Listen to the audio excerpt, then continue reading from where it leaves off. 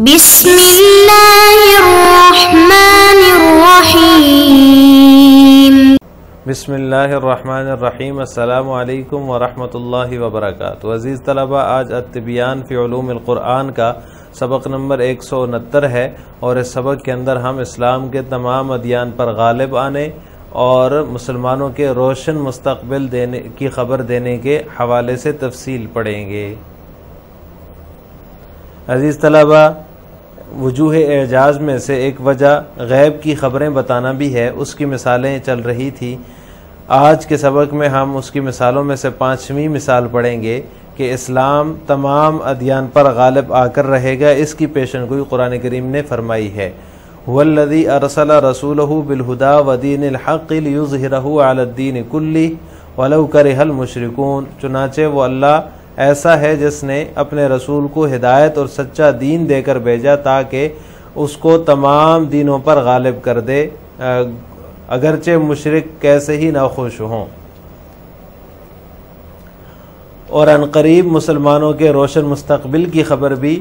جو ہے وہ قرآن کریم نے دی ہے کہ مسلمانوں کا کھلکھلاتا ہوا روشن مستقبل ہوگا۔ اللہ تعالیٰ کا فرمان ہے، وعد اللہ الذین آمنوا منکم وعملوا الصالحات لیستخلفنہم فی الارض کما استخلف الذین من قبلہم ولایمکنن لہم دینہم الذی ارتضی لہم ولایبدلنہم من بعد خوفہم امنا۔ تم میں سے جو لوگ ایمان لائیں اور نیک عمل کریں، ان سے اللہ تعالیٰ وعدہ فرماتا ہے کہ ان کو زمین میں حکومت عطا فرمائے گا جیسا ان سے پہلے لوگوں کو حکومت دی تھی، اور جس دین کو ان کے لیے پسند فرمایا ہے اس کو ان کے لیے قوت دے گا، اور ان کے اس خوف کے بعد ان کو جو ہے وہ امن، من بعد خوف امنا، ان کے خوف کے بعد اس کو امن میں بدل دے گا۔ تو یہ وعدہ جو ہے یہ بھی پورا ہوا، اسلام تمام ادیان پر غالب ہوا، اور مسلمانوں کو آپ صلی اللہ علیہ وسلم کی زندگی میں ہی زمین پر حکومت عطا فرمائی گئی۔ تمام ممالک عربیہ پر انہوں نے حکومت کی ہے، اور بلاد عرب میں ایسا کوئی علاقہ نہیں تھا جس میں مسلمانوں کی فرما برداری نہ کی جاتی ہو۔ جس نے اسلام قبول نہیں کیا وہ مسلمانوں کا ذمہ بن کر رہنے لگا، اور وہ مسلمانوں کے آگے سرنگوں ہو گیا، سر جھکا لیا اس نے اور جزیہ دینے لگا۔ تو بلاد عربیہ میں کوئی بھی ایسی جگہ نہیں تھی جہاں پہ مسلمانوں کی حکومت نہ ہو۔ اللہ تعالیٰ نے مسلمانوں کو حکومت عطا فرمائی، آپ صلی اللہ علیہ وسلم کی زندگی میں ہی ہو گیا تھا۔ پھر آپ صلی اللہ علیہ وسلم کی رحلت کے بعد، دنیا سے تشریف لے جانے کے بعد 1 صدی کا عرصہ بھی نہیں گزرا تھا کہ اسلامی سلطنت جو ہے وہ پھیل گئی، وسیع تر ہو گئی۔ مغرب میں بحر ظلمات سے لے کر مشرق میں چین کی سرحدوں تک اس کا جو ہے وہ رقبہ پھیل گیا تھا، اور یہ وعدہ الہی بھی پورا ہو گیا کہ ہم تمہیں زمین میں حکومت دیں گے جیسا کہ پہلے لوگوں کو حکومت دی تھی۔ ایرانیوں رومیوں کی سلطنتیں جو تھی ان کو تخت و تاراج کر دیا مسلمانوں نے، اور اسلامی سلطنت کو مزید جو ہے وسیع کرتے گئے، یہاں تک کہ چین کی سرحدوں تک لے گئے، اور اسی کے ساتھ ہی اس مبارک وعدے کی تکمیل بھی ہو گئی۔ تو لہٰذا قرآن کریم جو ہے وہ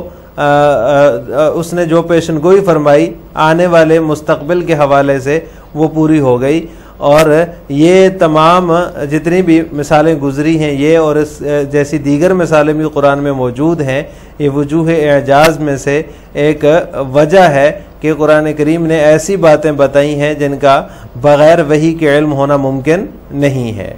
اور یہ خارق عادت ہے، کیونکہ آنے والے کل کیا ہوگا کسی کو کچھ پتہ نہیں ہے۔ تو لہٰذا یہ قرآن کے وجوہ اعجاز میں سے ایک وجہ ہے۔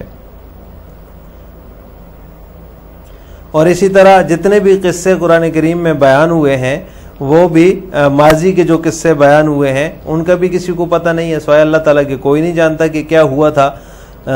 اللہ تعالیٰ نے اپنے رسول صلی اللہ علیہ وسلم کو ان کے بارے میں بتایا، آپ صلی اللہ علیہ وسلم ان سے ناواقف تھے، آپ کو معلوم نہیں تھے۔ اللہ تبارک و تعالیٰ نے ان سے جو ہے وہ ان قصوں کا ذکر کیا، جیسے کہ نوح علیہ السلام کے قصے کے بارے میں فرمایا، تلک من انباء الغیب نوحیہا الیک ما کنت تعلم انت ولا قومک من قبل ھذا۔ تو یہ جو ہے یہ ان اخبار غیب میں سے ہے جس کو ہم وحی کے ذریعے سے آپ کو پہنچاتے ہیں، اور اس کو اس کے قبل نہ آپ جانتے تھے اور نہ آپ کی قوم، تو لہٰذا فاصبر ان العاقبۃ للمتقین، صبر کیجئے، یقیناً نیک انجامی متقیوں ہی کے لیے ہے۔ تو یہ بھی جو ہے اخبار عن غیوب الماضی، ماضی کی خبریں بتانا، یہ بھی قرآن کریم کی وجوہ اعجاز میں سے ہے۔ التنبؤ باظہار الاسلام علی جمیع الادیان وذلک فی قولہ تعالی هو الذی ارسل رسولہ بالہدی ودین الحق لیظہرہ علی الدین کلہ ولو کرہ المشرکون۔ التنبؤ باظہار الاسلام علی جمیع الادیان، اسلام کے تمام ادیان پر غالب آنے کی پیشن گوئی کرنا، اور یہ اللہ تعالیٰ کے اس فرمان میں ہے، هو الذی ارسل رسولہ میں، چنانچہ وہ اللہ ایسا جس نے اپنے رسول کو ہدایت اور سچا دین دے کر بھیجا ہے تاکہ اس کو بقیہ تمام دینوں پر غالب کر دے، اگرچہ مشرک کتنے ہی ناخوش ہوں۔ وَكَذَلِكَ التَّنَبُّؤُ بِالْمُسْتَقْبِلِ الْبَاسِمِ الَّذِي سَيَكُونُ لِلْمُؤْمِنِينَ وَذَلِكَ فِي قَوْلِهِ تَعَالَى وَعَدَ اللَّهُ الَّذِينَ آمَنُوا مِنكُمْ وَعَمِلُوا الصَّالِحَاتِ لَيَسْتَخْلِفَنَّهُمْ فِي الْأَرْضِ كَمَا اسْتَخْلَفَ الَّذِينَ مِنْ قَبْلِهِمْ وَلَيُمَكِّنَنَّ لَهُمْ دِينَهُمُ الَّذِي ارْتَضَىٰ لَهُمْ وَلَيُبَدِّلَنَّهُمْ مِنْ بَعْدِ خَوْفِهِمْ أَمْنًا۔ اسی طرح عن قریب مسلمانوں کو حاصل ہونے والے ایک کھلکھلاتے مستقبل کی خبر دینا، یہ بھی جو ہے وہ قرآن کی وجوہ اعجاز میں سے ہے۔ یہ اللہ تعالیٰ کو اس فرمان میں مذکور ہے، وعد اللہ الذین آمنوا منکم وعملوا الصالحات، اے مجموعہ امت، تم میں سے جو لوگ ایمان لائیں اور نیک عمل کریں، ان سے اللہ تعالیٰ وعدہ فرماتا ہے کہ ان کو اس اتباع کی برکت سے زمین میں حکومت عطا فرمائے گا، اور جیسا کہ ان سے پہلے لوگوں کو حکومت دی تھی، اور جس دین کو ان کے لیے پسند فرمایا ہے اللہ نے، اس کو ان کے لیے جو ہے وہ نفع آخرت کے لیے قوت دے گا، اور ان کے اس خوف کے بعد اس کو امن میں بدل دے گا، یعنی ان کے خوف کو امن میں تبدیل کر دے گا۔ وقد تحقق هذا الوعد الإلهي فأظهر الله الإسلام على جميع الأديان ومكن للمسلمين في الأرض في حياة النبي صلى الله عليه وسلم حتى استولوا على جميع البلاد العربية ولم يبق جزء منها إلا دان للمسلمين بالطاعة، ومن لم يدخل في الإسلام دخل في ذمة المسلمين وخضع لسلطانهم ودفع الجزية لهم،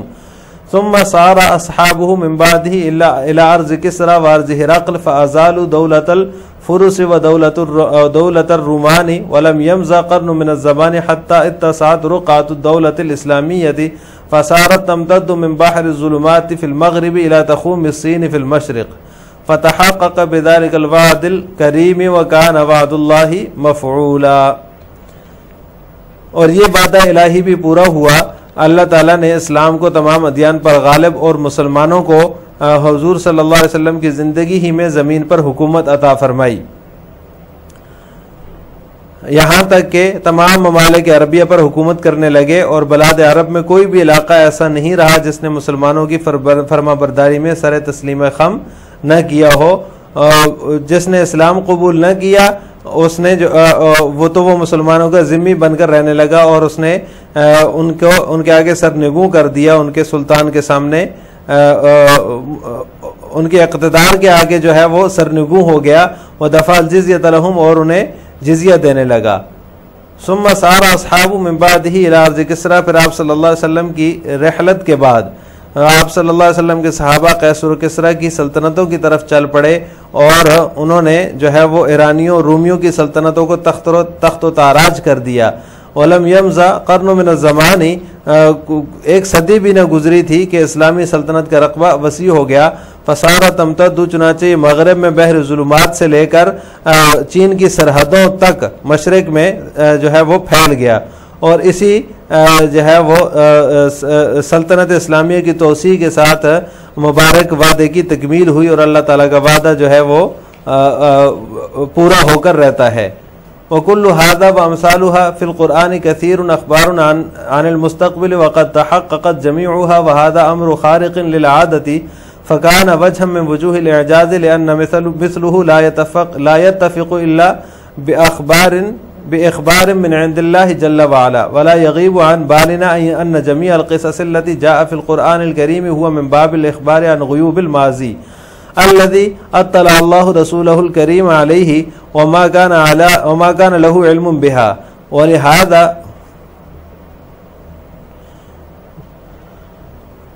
ذکر اللہ جل ثناؤہ قصۃ نوح ثم عاقبها بهذه الآیۃ الکریمۃ وہی قولہ تعالی تلک من انباء الغیب نوحیھا الیک